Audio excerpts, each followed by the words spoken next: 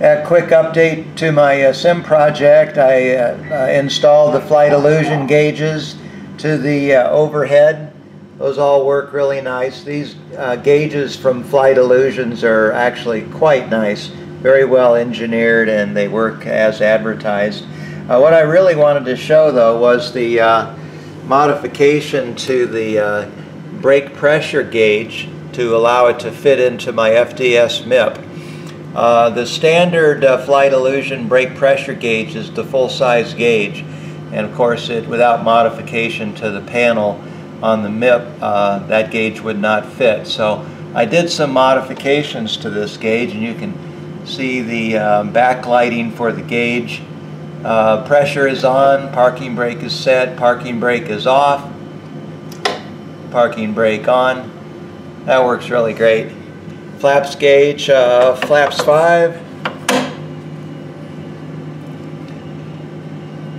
Standard stuff, but it's nice to have the needle. The FDS LEDs were actually quite nice too, but in any case, the brake pressure gauge is a nice addition.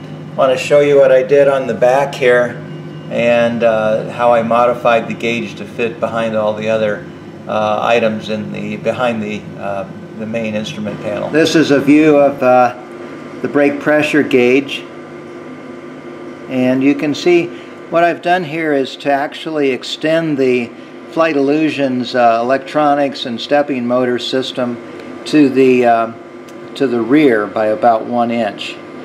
This allowed the needle to be extended out. You can see the little pink interface or coupling there. That's actually an eraser head off of a number 2 pencil.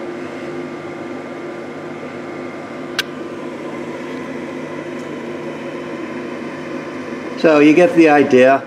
It works great, and if you're interested in this for your FDS panel, this is the way you can get there from here.